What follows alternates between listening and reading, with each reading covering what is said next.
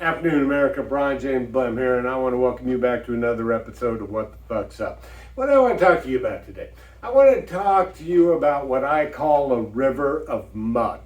And it's very, very important that newly elected politicians understand this river of mud.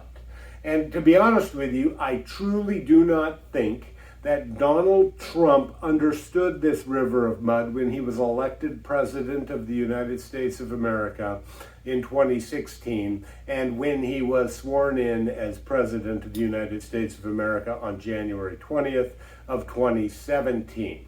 I do believe that Donald J. Trump, President-elect, truly understands the river of mud today, but it's imperative that every newly elected politician understand what I'm talking about when I talk about the river of mud, including Justin Heap, the newly elected Maricopa County Recorder, and all of those newly elected members of the Board of Supervisors, and yes, even the newly elected sheriff in Maricopa County. It doesn't matter what part of the United States you're in, it doesn't matter what part of government you're in, you can be a newly elected member of the Senate or the House of Representatives in Congress. And the river of mud applies to you. And what is the river of mud? The river of mud is this administrative / bureaucratic state, right? They're the bureaucrats, the lifetime career civil servants. Because after all, who is there to give us continuity of government if not the bureaucrats who do not get elected and who very rarely ever go away, right? Who goes away, right? Just look at Stephen Richards, the example. Elected as Maricopa County Recorder, right? Decreed Man of the Year, most wonderful human being in Arizona by all the local newspapers and all of the Pravda propaganda pieces in the state of Arizona. And then after his 4-year term is about to expire and he's got to run for re-election, voters spank him on the ass and kick his ass out the door, right? That's what happens to politicians. They come and they go. It's the bureaucrats who are there today, tomorrow, next year, and 20 years down the road, which is something we need to change, by the way. It doesn't matter if you're a newly elected member of the House of Representatives or the Senate in Congress. Bureaucrats, folks, they're there, right? They're the people who think they are the continuity in government. And a big part of the problem, folks, was the Chevron doctrine. I've talked about the Chevron doctrine. And what that was, we all know the executive branch of government executes the law, right? The sheriff, for example, doesn't make law, but if you violate a law that has been made, then the sheriff will arrest you for doing so. So they enact law, they enforce law, but typically they don't make law. That is the responsibility of the legislative branch of government, to make law. We know the judicial branch of government interprets the law. What does this law mean, right? It also resolves disputes between individuals and states and between states and between whatever dispute happens to arise, right? What happened with the Chevron doctrine was Congress said, yeah, we're going to let you federal bureaucrats make rules, right, to govern your area. And those rules will then be imposed upon the American people. And then the court said, oh yeah, we're going to let you also interpret those rules. Basically, folks, we divide power between executive, legislative, and judicial branches of government for a reason. Because we don't want them all bundled up into one ball, right? We don't want them all held in the hands of a few. We want them spread out, right? Because then it's harder to impose a dictatorship upon us. But what happened then under the Chevron doctrine? We had the executive branch unelected bureaucrats making rules to govern the American people, and then interpreting and enforcing those rules on the American people. Complete perversion of this division of powers. There was no longer a separation between the executive, the legislative, and judicial, because they were all typically balled up into one hand, right? This happened, primarily, 60s and 70s. We know this line of federalism tends to change, but we're not going to talk about that today, because this concept of bureaucracy, exists in whatever branch of government you are talking about, or whatever level of government you're talking about. Even the court system has a bureaucracy upon which it depends, right? But in the executive branch and the legislative branch, these people typically tend to come and go much quicker than they do in the judicial branch. So the judicial branch doesn't really have a continuity of governance issue as much as the executive branch of government does. And so let's talk about the President of the United States. Yeah, the President of the United States. Just use him as an example, but the same concept applies up and down this chain, even to the Maricopa County Recorder, right?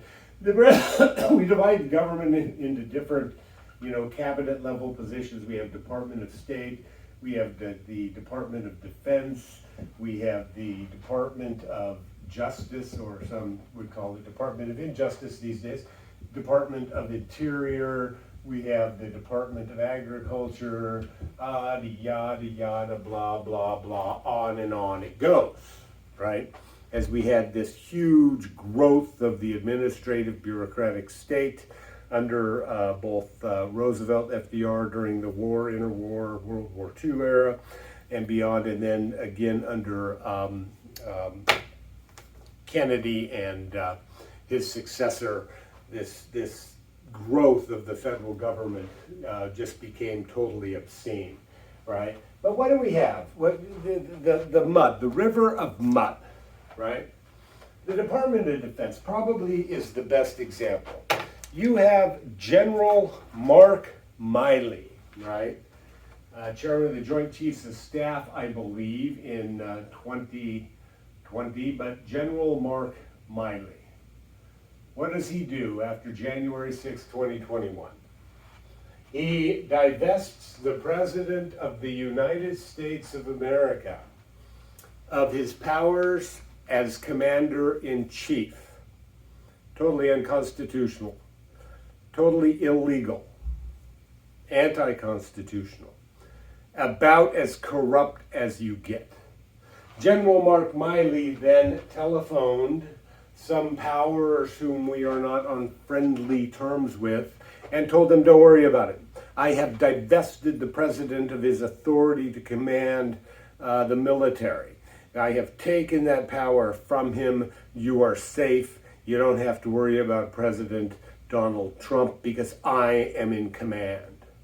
General Mark Miley needs to be recalled to active duty, and he needs to face a court-martial for his conduct and his actions, because he turned the United States of America, along with his friends in the Department of State and the Department of Justice, into a third world banana republic. That's what they've done, folks. They have decimated the Constitution of the United States of America over the last 8 years as this bureaucratic state began to express its opposition to Donald J. Trump as President of the United States. It's this river of mud, folks, that has a certain trajectory that it's been following for a very long time. And when Donald Trump came in, Donald Trump said, now we're going to follow a different trajectory. The big issue Donald Trump faced was, how do you get this river of mud to change direction when it is opposed to doing so? Because do you know who some of the most conservative people on the planet are? Bureaucrats with power are some of the most conservative people on the planet. They don't want change. They think what they are doing on behalf of the American people is good for the American people. They hate change, they oppose change, and especially in the national security state and the Department of State, they came out of the woodwork to oppose Donald Trump in efforts to get him impeached. Now, it's not going to be that bad for Justin Heap, the Maricopa County recorder, but nevertheless, it's the bureaucracy in the recorder's office. It's the bureaucracy in the elections departments that he in part oversees that has that continuity, that's been following that course that seems to be channeled in a certain predetermined direction, right? And it's his job to redirect that river of mud. It can be an awesome and incredible challenge, and I think Donald J. Trump, as President-elect of the United States, now understands what he is facing with this river of mud. And as a result, I think he will be far better suited to dam it up and get it to change course and to follow his lead. After all, the bureaucrats are not the boss. We, the people, in our form of democracy, our constitutional republic, we the people elect those whom we wish to direct that river of mud, not the bureaucrats, folks. And so, if you are a newly elected member of government, it is incumbent upon you to look at this river of mud as you watch it flow under your feet, and to observe those members of your own river of mud, and to root out those who are opposed to and who are actively trying to stall your change in course. Because it's not their job to do that. It is their job to implement the policy decisions that you wish them to implement. It is not their job to second guess you. And so you might be able to find jobs for them in another department. If you put them in janitorial, just don't let them have access to any secure areas or sensitive information, because they can stymie you that way as well. But understanding your river of mud will be critical to your success as an elected leader anywhere in the United States of America. And with that, I say peace.